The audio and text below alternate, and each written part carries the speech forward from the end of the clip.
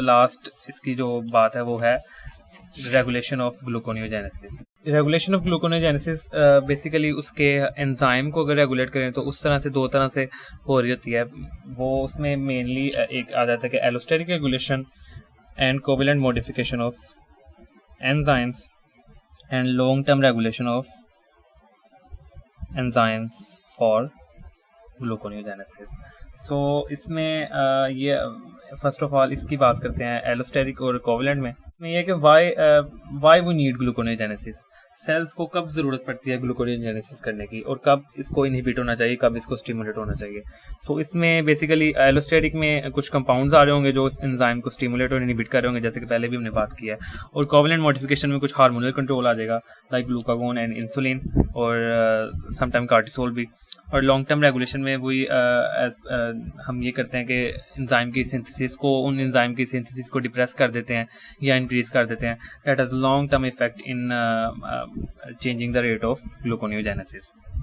सो allosteric में सबसे पहले तो प्रीवियसली हमने बात की थी कि एटीपी स्टिमुलेट कर रहा होगा बाय जो इसका मेन एंजाइम है फ्रुक्टोज 1,6-बिसफॉस्फेटेज को,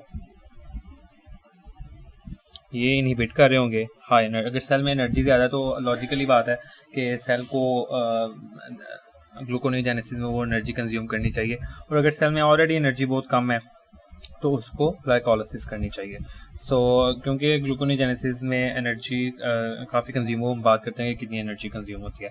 और फ्रुक्टोज 2,6-बिसफॉस्फेट जो है ये basically most multi enzyme regulator है। ये ग्लाइकोलाइसिस को भी ग्लाइकोजन मेटाबॉलिज्म में भी है इसकी। इसकी हम डिटेल में बात करेंगे in the glycogen metabolism video. अभी सिर्फ इतना याद रखें कि ये इस एंजाइम को इनहिबिट कर रहा है। ये डिक्रीज करेंगे all this decrease gluconeogenesis AMP and fructose two six bisphosphate. अब हार्मोनल में यह है कि ड्यूरिंग फास्टिंग एंड स्टार्विंग, जब सेल में ग्लूकोज बहुत कम है, ब्लड ग्लूकोज लेवल बहुत कम है, उसमें उस टाइम रिलीज होगा ग्लूकागोन इंक्रीज होगा। तो एज वी नो कि उसका जो सारा वो स्टेप्स हैं उसकी इंडक्शन के, सिंगुलर ट्रांजैक्शन के, कि ये जी स्टिमुलेटरी कपल रिसेप्टर पे एक्ट करेगा, हेपेटोसाइट पे अटैच होगा और वहाँ से वो जीएस प्रोटीन को स्टिमुलेट करेगा। वो फिर एडिनिलाइल साइक्लेज एंजाइम है उसको स्टिमुलेट करेगी। ये एंजाइम एटीपी को सीएएमपी में कन्वर्ट करता है। अब सीएएमपी जब लेवल, साइक्लिक एएमपी लेवल जब इंक्रीज होता है ये मोस्ट पोटेंट, मोस्ट फार डाइवर्स सेकंड मैसेंजर है। इसके मल्टीपल इफेक्ट्स होते हैं। One of the main effect is that it activates the protein kinase A. Protein kinase A क्या करेगा कि ये फॉस्फोरिलेशन करेगा दो एंजाइम्स की। वन एंजाइम इज जो एक डाइमर एक्ट एज जो डाइमर होता है, इसमें दो सब यूनिट्स होते हैं। One is phosphofructokinase 2 and other is fructose bisphosphatase 2। Phosphofructokinase 2 क्या करता है कि ये फ्रुक्टोज 1,6-फॉस्फेट को, फ्रुक्टोज 6-फॉस्फेट को कन्वर्ट कर देता है इनटू फ्रुक्टोज 2,6-बिसफॉस्फेट। और जो इसका दूसरा सब यूनिट है डेट इज फ्रुक्टोज बिसफॉस्फेटेज, ये इस एंजाइम को इस डायरेक्शन में चला देता है। यानी कि ये फ्रुक्टोज 2,6-बिसफॉस्फेट की एक फॉस्फेट रिमूव करके इसको अगेन फ्रुक्टोज 6-फॉस्फेट कन्वर्ट कर देता है। अब ये जो फ्रुक्टोज 2,6-बिसफॉस्फेट था ये एंजाइम ये इनहिबिट कर रहा था ग्लूकोनियोजेनेसिस को, वो एंजाइम को इनहिबिट करता था फ्रुक्टोज 1,6-बिसफॉस्फेटेज को इधर। ठीक, तो अगर ये फ्रुक्टोज 2,6-बिसफॉस्फेट लेवल अगर कम हो रहा है तो ग्लूकोनियोजेनेसिस स्टिमुलेट हो जाएगी।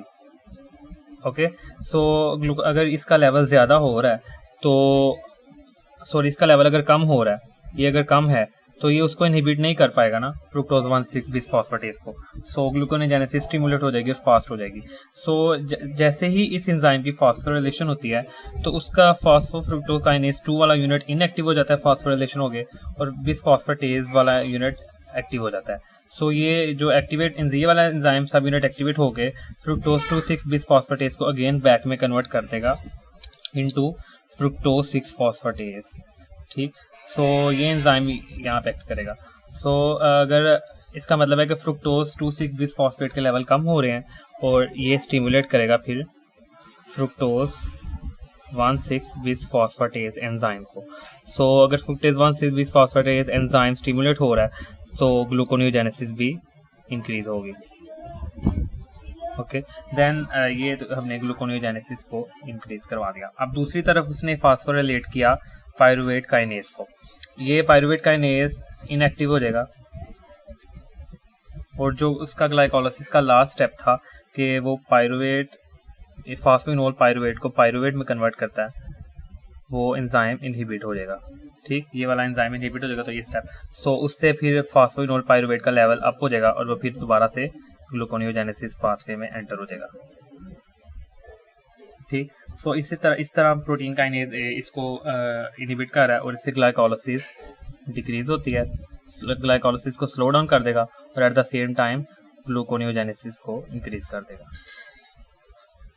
देन दूसरी बात कि जब दूसरा ये साइक्लिक एएमपी क्या करता है कि साइक्लिक एएमपी ड्यूरिंग ये लॉन्ग टर्म रेगुलेशन भी कर रहा होता है एंजाइम की, ये भी हम पढ़ते हैं लॉन्ग टर्म में। सेकंड अब ये कि ड्यूरिंग फास्टिंग एक और काम हो रहा होता है, उसमें ये हो रहा होता है कि एक तो वो ग्लूकागोन हार्मोन रिलीज करवा रहा है, सेकंड ये कि ड्यूरिंग फास्टिंग आपकी लाइपोलिसिस भी इंक्रीज हो जाती है। सो जितनी ज़्यादा लाइपोलिसिस होगी उतने ज़्यादा फैटी एसिड रिलीज होंगे, फैटी एसिड ज़्यादा उतनी ज़्यादा उनकी बीटा ऑक्सीडेशन होगी और उतना ज़्यादा एसिटाइल को ए बन रहा होगा। अब ये एसिटाइल को ए हमने पहले पढ़ा था कि ये स्टिमुलेट करता है pyruvate carboxylase, yes it's a very potent stimulator और ये इसको एक्टिवेट कर देता है। पायरुवेट कार्बोक्सिलेट एक्टिवेट हो जाएगा और ये फिर आगे से ग्लूकोनियोजेनेसिस करेगा। ठीक, दैट इज़ वेरी इंपॉर्टेंट। इसका जो रेगुलेशन में ये है कि जो फैटी एसिड्स इनको स्टिमुलेट करते हैं ड्यूरिंग फास्टिंग। सो ये इसकी ग्लूकोनियोजेनेसिस एंजाइम की रेगुलेशन थी in the allosteric you can say short term regulation. अब लॉन्ग टर्म रेगुलेशन में ये है कि same again during fasting glucagon release होगा, ब्लड ग्लूकोज लेवल कम है, न्यूट्रिएंट्स लेवल कम है, ग्लूकागोन इंक्रीज होगा और ये साइक्लिक एएमपी लेवल को इंक्रीज कर देगा। अब now this cyclic AMP is both the second messenger and ये इस एंटर होगा न्यूक्लियस में और ये बाइंड करेगा स्पेशल डीएनए सीक्वेंसेस होते हैं इन द जीन्स, वो that are called CAMP regulatory binding proteins or factors, you can say this is a special transcription factor। so ये इन ट्रांसक्रिप्शन फैक्टर के साथ बाइंड होगा which are called CAMP regulatory element binding proteins। जब ये transcription factor activate हो जाएंगे तो फिर वो अल्टीमेटली बात है कि वो ट्रांसक्रिप्शन को एक्टिवेट करेंगे।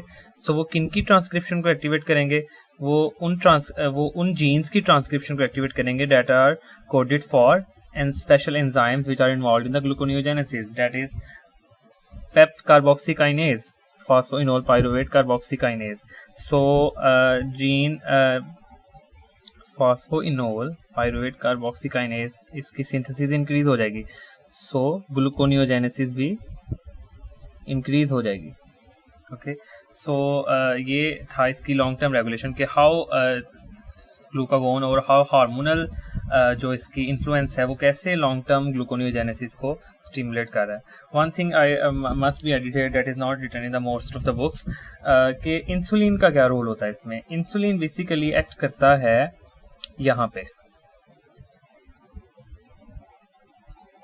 इंसुलिन लाइपोलिसिस नहीं होने देता। ओके, लाइपोलिसिस नहीं होगी तो फैटी एसिड लेवल कम होगा और बीटा ऑक्सीडेशन इंक्रीज हो जाएगी। सेकंड ये है कि इंसुलिन जो है वो फ्रुक्टोज 2,6 बिस फॉस्फेट को इंक्रीज करती है। ठीक, वो इस एंजाइम को वो इंसुलिन बेसिकली जो फॉस्फोफ्रुक्टोकाइनेज है उनकी डीफॉस्फोरिलेशन कर देती है और ये वाला सब यूनिट इनएक्टिव हो जाता है और ये वाला एक्टिव हो जाता है फॉस्फोफ्रुक्टोकाइनेज 2 और फिर फ्रुक्टोज 2,6 फॉस्फेट के लेवल इंक्रीज होके वो फिर ग्लूकोनेजेनेसिस को इनहिबिट करते हैं, फ्रुक्टोज 1,6 बिसफॉस्फेटेज को इनहिबिट करके। सो ये था थोड़ा सा रोल इंसुलिन का। और I hope you all understand this topic. मैंने तो अपनी पूरी कोशिश की है कि आप लोगों को समझ आ जाए। तो अगर थोड़ी सी भी समझ आ जाए तो काइंडली लाइक करें, शेयर करें। Thank you so much.